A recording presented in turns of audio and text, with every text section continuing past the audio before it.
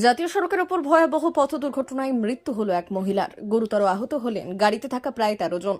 দুর্ঘটনাটি ঘটেছে মঙ্গলবার ভোররাতে পশ্চিম মেদিনীপুর জেলার খড়গপুর বালেশ্বর 60 নম্বর জাতীয় সড়কের বেলদা থানার বাকরাবাদের কালীবাগিচার বিষ্ণুপ্রিয়া ধাবার কাছে।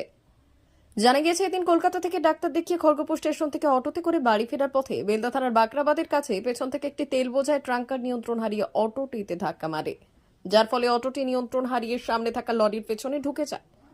এই দুর্ঘটনায় গুরুতর আহত হয় প্রায় 14 জন। ঘটনার খবর পেয়ে ঘটনাস্থলে পৌঁছয় বেলদা থানার পুলিশ ও জাতীয় সড়ক কর্তৃপক্ষ।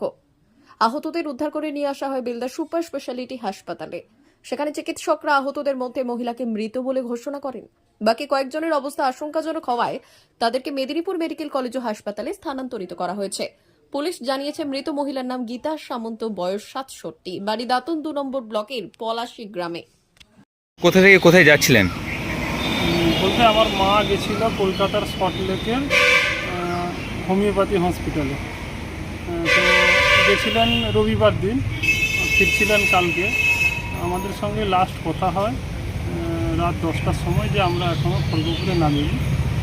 তারপরে আমরা ভাবলাম যে ঠিক আছে, তো আমরা মাকে বললাম যে খড়গপুরে নেমে থেকে যাও, ভোর হলে আসি।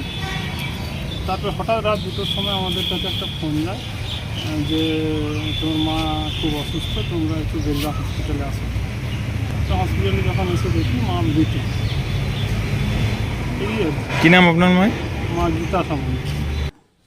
D news, Belda.